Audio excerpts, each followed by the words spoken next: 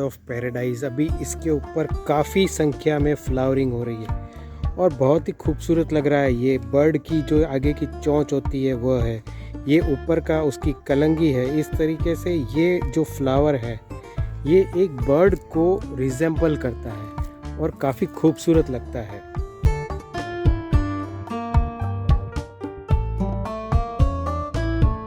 Hello friends, welcome back to a brand new episode of Pickup Gardening. Today we are going to talk about beautiful flower, the bird of paradise. दोस्तों आज हम बात करने वाले हैं bird of paradise flower के बारे में। ये एक बहुत ही खूबसूरत फ्लावर है और जब ये खिलता है तो ऐसा लगता है जैसे पक्षियों का एक झुंड आकर प्लांट के ऊपर बैठ गया है।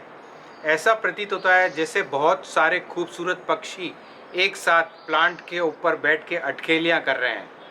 तो आइए इसके बारे में जानते हैं, इसकी वाटरिंग के बारे में, इसकी लोकेशन के बारे में, इसके फर्टिलाइज़र के बारे में कि कैसे आप इसे अपने घर पे ग्रो कर सकते हैं।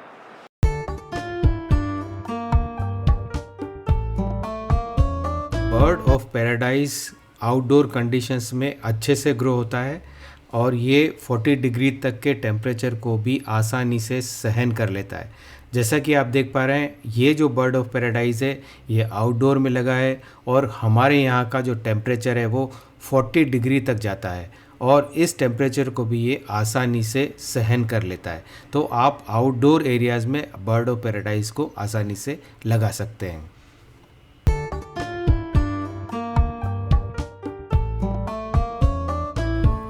जहाँ तक वाटरिंग का सवाल है, आप ओवर वाटरिंग ना करें।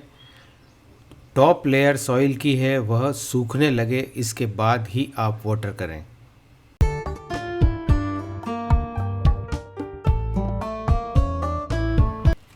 जहाँ तक फर्टिलाइज़र्स का सवाल है, आप इसे ऑर्गेनिक फर्टिलाइज़र्स ही दें।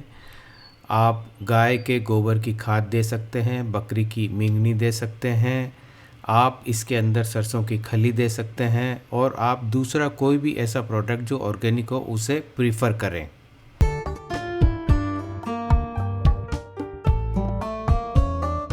सॉइल इसकी रिच होनी चाहिए, साथ ही साथ वेल ड्रेन्ड होनी चाहिए।